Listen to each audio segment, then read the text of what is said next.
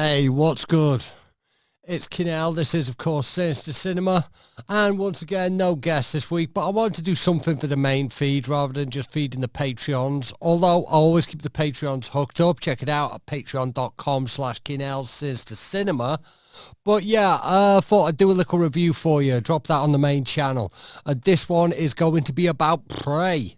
Yeah, you know about Prey, the latest film in the Predator franchise, which is available on Hulu in the US and Disney Plus right now. If you've got it free with your phone like I have, you can just watch that film right now. I'm going to be doing some spoilers and all that in this. So if you're one of these who's a bit touchy about spoilers, watch the film, come back, check this. But anyway, yeah, it's there. I don't know. They probably do a free trial so you can get it that way. But you can't avoid Disney Plus, man. Flipping, they're taking over. It's terrifying, man. It's terrifying. They're flipping hoarding the content. They got all the Fox content. They got everything. They got all the Marvel stuff for people who are into that. All that kind of thing. And you can't get away from it, man. I've never once thought to myself, yeah, I've got to get Disney Plus, but I just ended up with it. You can't help it, man. Flipping, it came free with my phone, and then once it's there, they got some films that I flipping want, and here we are, I'm stuck with it. But they do have the occasional banging original. And I've got to say, Prey is one of them. There's been a lot of hype about this film. People have been talking about it. People have been loving it. I've heard some people say that it's the best one since the original. I've heard a couple of crazy takes saying it's better than the original. But don't know about that, mate. Don't know about that one. But yeah, it's directed by Dan Trachtenberg. Hope I'm pronouncing that right. Dan Trachtenberg, who I know mostly from 10 Cloverfield Lane, so the man's got pedigree with sequels. I'd say 10 Cloverfield Lane is like one of the best second parts to a franchise ever. I mean, admittedly, that's because the third part absolutely sucked, but like this is a guy who understands the nature of doing something a bit different with the IP, which is exactly what he's done with Prey. They've really gone back to basics with this one. In fact, they've gone back in time. See, the thing is with a lot of sequels, one thing that does me head in is that sometimes people can get too locked in to the wrong side of what they need to be doing. I mean, look at the Terminator franchise, for example. After T2, they just got too stuck into the idea that it's got to be the big summer blockbuster spectacle. And they're always trying to do that. They're always trying to do this amazing, like, flipping elevated spectacle thing. Like, Jesus, I'm sick of hearing the word spectacle with all these no previews and all. But that's by the by. But it's all about trying to make it this big, huge spectacle when really the original, like the pared down nature of it was what ruled. And like the original Predator film, you couldn't really call it pared down, but it's certainly one of the greatest genre mashups of all time. It kicks off like a war film, set in South America, but there's, a bit of Vietnam influence because around the time that popped off in the 80s, there was a lot of like Vietnam type films. That was like the war that people remembered. We hadn't had Iraq and all this yet. So like the war that people were most focused on was Vietnam, so it had that kind of aesthetic, and then it switches up to a half action, half slasher, half sci-fi. I know that's 3 halves, but whatever. And it was an incredible piece of work. Predator 2 flipped it on its head altogether, and a lot of people don't like any other Predator films other than the first one, but I got loads of time for flipping Predator 2. I think it's an absolute banger. I thought they flipped it quite nicely. But the problem was the original had just so much iconic fucking shit happening in it. Right down to the fucking, the handshake fucking thing that's every meme that you see now, to the Jesse Ventura existing. So many iconic Arnie lines. And some of the first really interesting, like, visual effects, with the invisibility that would go on to influence a lot of the CGI that we'd get in coming years. Like a lot of it, ground zero for a lot of that shit was Predator. And like, how do you follow anything that's that iconic? But Predator 2, I've got a lot of time for. I absolutely rate it, man. I think it's flipping banging. And flipping particularly, and that, I thought it was just really interesting to get someone like Danny Glover in, who's too old for this shit. You know, rather than someone like, rather than Arnie, like, and do the exact same thing again, the exact same circumstances. But a lot of people weren't really feeling that, so they tried to take it back to the jungle. And like with Predators, they had the whole thing where it was like a bunch of serial killers, because like there's the whole lore of Predator that it's about hunting, and hunting only really counts if it's a challenge. You don't get points for standing on a cockroach. You've got to fuck up something that can fuck you up. And that's where it gets quite interesting with this one, because this one's set in the 1700s, I believe, on the Great Plains, like, and it's dealing with a tribe of Comanche Native Americans, which I believe is the correct term. Like, I'm trying with this stuff. I don't know these stuff well. Like, listen, my entire frame of reference for Native Americans is my boy Wisdom. Shout out, big up No Coast every time. So I'm going to... They've done a lot for the Comanche culture in this, like, and this is going to sound quite weird, like, but I'm going to try and tie it into me being Welsh. Because it involves, like, the main character, played by the incredible Amber Midfunder, is a member of this Comanche tribe.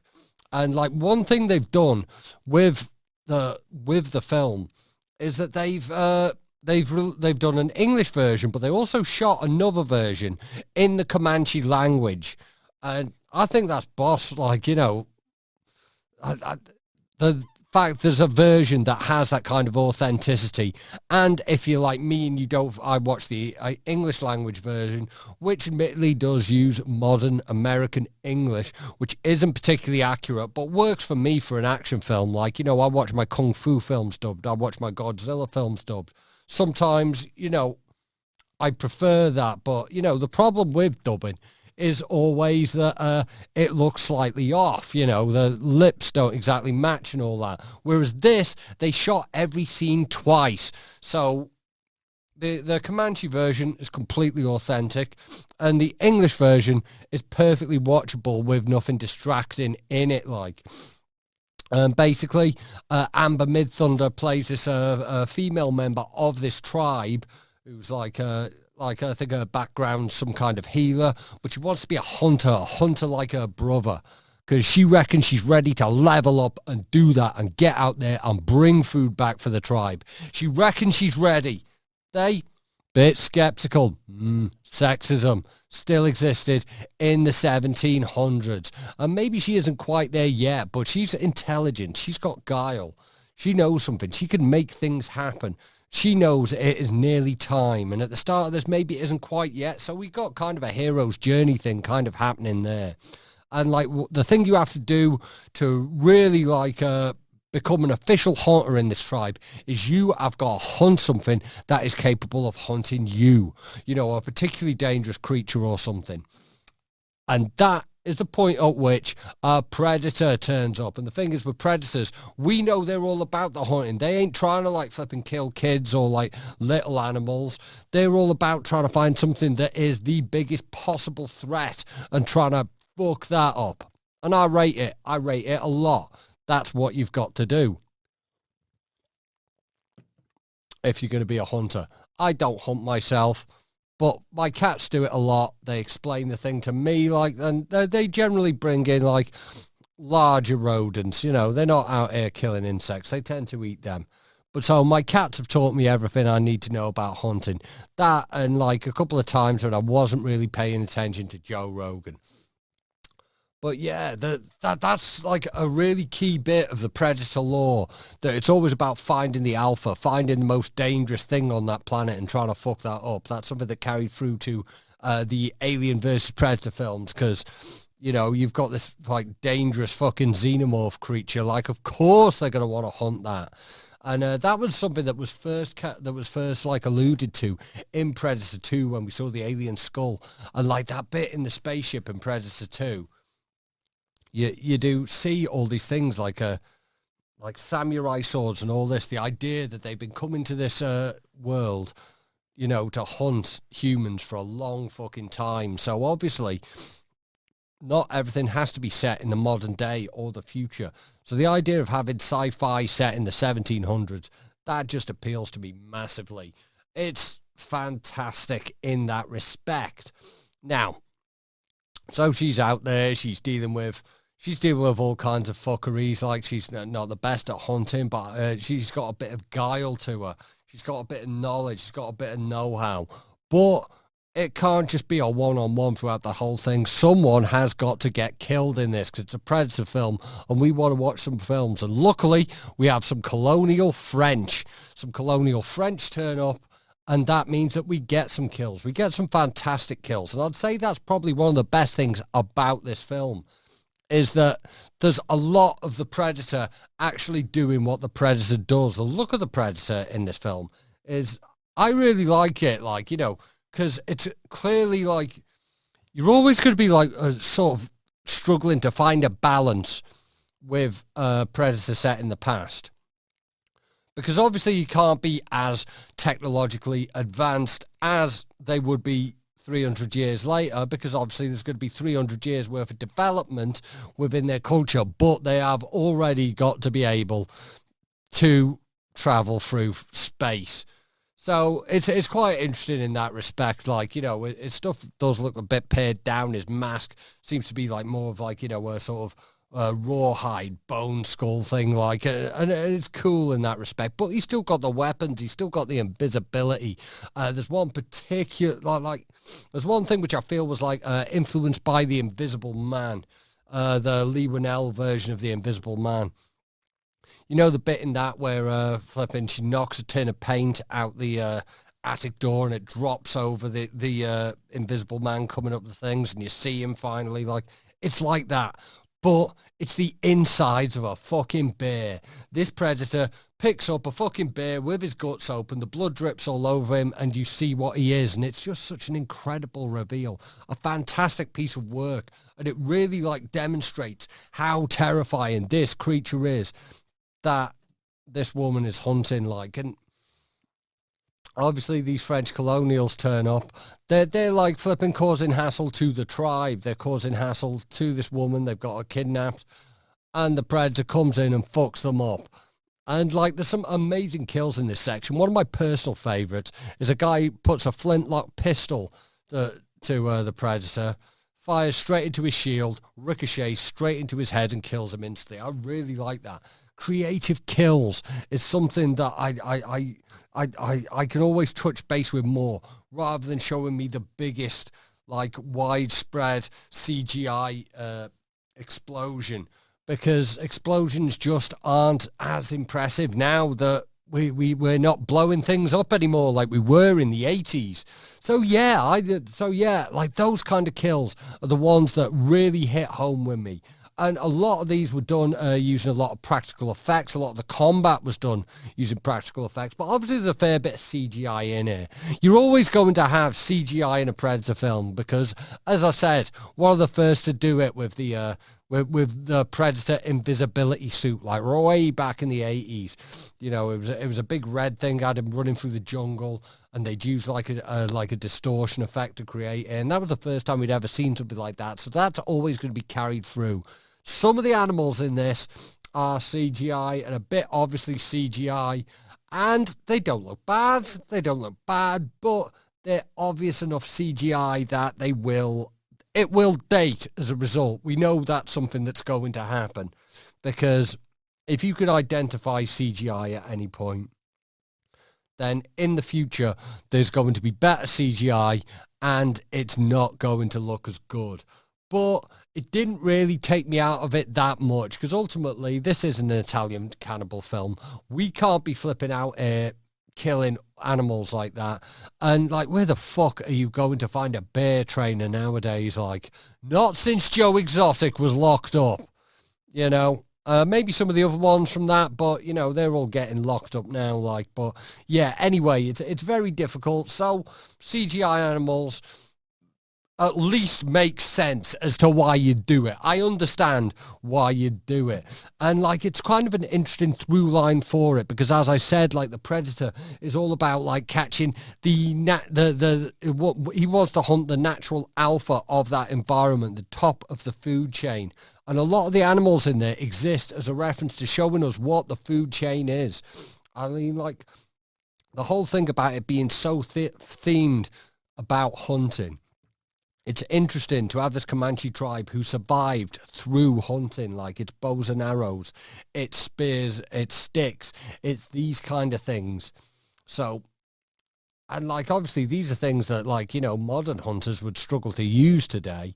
But back in the day, they needed their wits about them. They needed that bit of knowledge. They needed to know the area. They needed to understand things in these ways, which would allow them to live off the lands. And so it's one of those things. It becomes an interesting fight.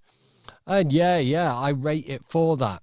Now, I do like, I keep going back to it, but I do like what they did with the food chain in it. It's a good thing. And like they do show some, like I can't speak to how accurate this is to how the Comanches were living in that era, because I don't know. I don't know how Comanche people are living today.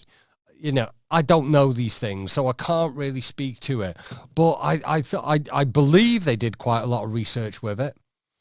I mean, like, as I say, the Comanche language, I relate to that as being Welsh because, this is like the first time that a film of this scale has been made in Comanche. And, we've got flipping Ryan Reynolds making sure his films are available, dubbed and subtitled in Welsh. I respect that. So big up the town, not the city, the town. And like, so I remember how important that felt, even though I don't watch the films in Welsh and I'm very much a fluent English speaker. It just felt like really empowering to me to know that someone had made that call and that it is that content is available for Welsh speakers.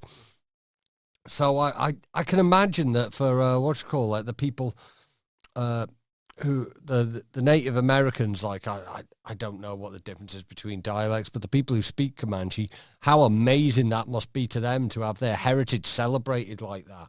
And so I believe there's been like quite a lot of research, quite a lot of knowledge. All the Native American characters in this are played by Native Americans. So I'm really impressed with the representation and that sort of thing. And like one of the key plot points that I liked is that she uses like some of her knowledge as a healer. There's this, she uses like this thing which like lower this herb that can lower body temperature. She initially used it to heal this guy, and then realizes that the predator is searching by heat signal, which is something that flipping Arnold Schwarzenegger took a long time to figure out, 300 years down the line. So she's obviously quite sharp of it, but she also realizes she could use this herb to lower her body temperature and sneak up on it. Genius. Flipping these sort of ways that would be considered primitive become something that's a way of taking a tactical advantage. Genius. That's what justifies putting this film in the 1700s in that community. So yeah, I've got a lot of time for that, a lot of time for it. So I also like that there was a lot of Easter eggs in it. I mentioned like in Predator 2, we see that they've got all their trophy room on the spaceship, and Danny Glover is handed a flintlock pistol with an engraving on it. This same flintlock pistol is in this film, and it's like the French guy who loses a leg or something and gets healed with the herbs. So like the way they tied that in was really, really nice. I wouldn't have noticed that initially. That was something that I spotted on the internet after watching this. But yeah, so that is Prey, available now on Disney Plus or Hulu if you're stateside. You'll be able to see it somewhere. You know how these things work. And I'm not going to say I don't think it's as good as the original. I don't even think it measures up to Predator 2, but it is a very, very good film. It's very enjoyable, very entertaining, very well put together. So yeah, I'm going to give this one 3.5 out of 5. Safe. Oh yeah. I should probably say all the other YouTube things. Give us a like, subscribe, leave a comment down below, let us know what you think. If you're listening to this on one of the audio platforms, give us a review there. Blurdy blur, you know all the YouTube podcaster things you got to say, but I always ignore it, and no one ends up seeing my ish as a result. But yeah, I'm Kinell. This has been Sinister Cinema. Safe.